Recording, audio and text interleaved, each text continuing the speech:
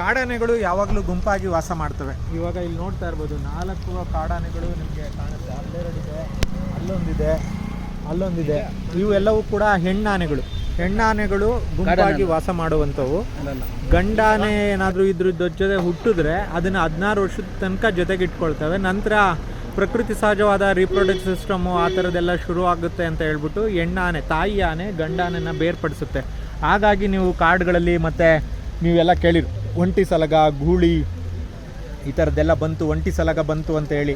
ಹಾಗಾಗಿ ಒಂಟಿ ಆನೆಗಳು ತುಂಬ ಏನು ಮಾಡುತ್ತೆ, ಅಗ್ರೆಸಿವ್ ಆಗಿರುತ್ತೆ. ಅಗ್ರೆಸಿವ್ ಆಗಿಬಿಟ್ಟು ಅದು ಕುಟುಂಬದಿಂದ ಬೇರ್ಪಟ್ಟಾಗ ಹೇಗೆ ಅಗ್ರೆಸಿವ್ ಆಗುತ್ತೋ ಆ ಥರ ಅಗ್ರೆಸಿವ್ ಆಗಿ ಅಟ್ಯಾಕ್ ಮಾಡೋದು ಆ ಥರದ್ದೆಲ್ಲ ಮಾಡ್ತಾ ಇರುತ್ತೆ. ಹಾಗಾಗಿ ಒಂಟಿ ಸಲಗ ಬಂದಾಗ ಅರಣ್ಯ ಇಲಾಖೆಯಲ್ಲಿ ಅದನ್ನು ಮತ್ತೆ ಕಾಡಿಗೆ ಕಳಿಸುವಂಥ ಕೆಲಸವನ್ನು ಮಾಡ್ತಾರೆ. ಇವೆಲ್ಲವೂ ಕೂಡ ಫ್ಯಾಮಿಲಿ ನೀವು ಆನೆ ಫ್ಯಾಮಿಲಿ ಒಳಗಡೆ ಹೆಣ್ಣಾನೆಗಳು ಜೊತೆ ಇರೋವಂಥದ್ದು. ಇಲ್ಲಿ 4 ಆನೆಗಳು ಹೆಣ್ಣಾನೆಗಳಿದೆ. ಹೆಣ್ಣಾನೆ ಹುಟ್ಟಿದ್ರೆ ಅದು ಫ್ಯಾಮಿಲಿ ಮೆಂಬರ್ ಆಗೇ ಉಳ್ಕೊಳ್ಳುತ್ತೆ. ಮರಿಯಾಗಿದ್ದಾಗ ಮಾತ್ರ ಗಂಡಾನೆಯನ್ನು ಸಾಕ್ತವೆ ಇವು. ನಂತರ 16 ವರ್ಷ ಆದಮೇಲೆ ಇವನ್ನ ತಾಯಿ ಆನೆಗಳು ಬೇರ್ಪಡಿಸ್ತವೆ.